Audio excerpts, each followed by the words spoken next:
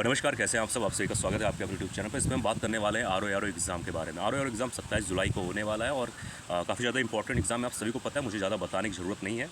और आर में खास बात होता है हिंदी का। हिंदी एक ऐसा सब्जेक्ट है जो कम मेहनत में ज़्यादा नंबर स्कोर किया जा सकता है। लेकिन दोस्तों, हिंदी में 6 टॉपिक हैं आर के लिए। लेकिन 6 टॉपिक में क्या होता है कि 2-3 टॉपिक ऐसे हैं जो ज़्यादा इंपॉर्टेंट है। ऐसा मैं क्यों कह रहा हूँ?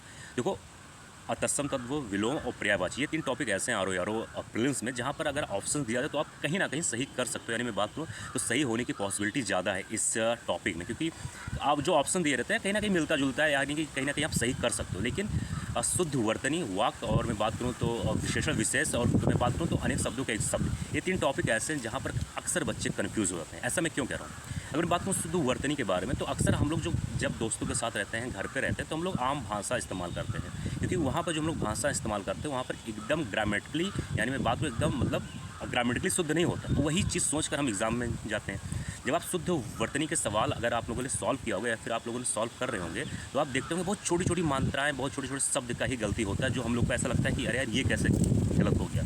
तो विशेष तौर पे शुद्ध वर्तनी पे विशेष तौर पे ध्यान दो, विशेषण विशेष पे ध्यान दो, और अनेक शब्दों के एक शब्द पर ध्यान दो, क्योंकि ये 3 टॉपिक पे अक्सर बच्चे कंफ्यूज होते हैं। अगर मैं बात करूँ पर्यायवाची, विलोम, तत्सम तद्भव, तो यहाँ पर बहुत कम ही बच्चे कंफ्यूज होते हैं, क्योंकि अगर एक बार आप चीज़ों को देख लोगे, याद कर लोगे, तो आप सही कर सकते हो, उसमें बहुत बड़ी चीज़ नहीं है। लेकिन शुद्ध वर्तनी में आप क्या चीज़ याद कर सकते हो? आपको देखना पड़ेगा, समझना पड़ेगा कि कौन सा मात्रा कहाँ पे आता है, छोटी बड़ी, ठीक है, और जो शब्द है कौन सा शब्द इस्तेमाल होता है। जैसे मान लो एक सवाल आ गया गंगा नदी, तो वहाँ पर गंगा ऑलरेडी एक नदी है, तो वहाँ पर नदी शब्द का इस्तेमाल नहीं होगा, ठीक है। तो हम लोग क्या करते हैं कि अक्सर बोलचाल की भाषा में बोलते नहीं है कि गंगा नदी, लेकिन जब आप शुद्ध वर्तनी में आओगे तो गंगा के साथ नदी शब्द इस्तेमाल नहीं होगा, क्योंकि गंगा ऑलरेडी एक नदी है। तो ऐसे ऐसे शब्द, ऐसे सवाल आते हैं जो अक्सर बच्चे कंफ्यूज होते हैं, और यहीं पर उनका स्कोर गिर जाता है। तो ऐसे छोटी छोटी चीज़ों पे ध्यान दो, नहीं तो फिर आपका कहीं ना कहीं हिंदी स्कोरिंग तो है, लेकिन कहीं ना कहीं इस छोटी छोटी गलती की वजह से आपका स्कोर कम हो जाएगा।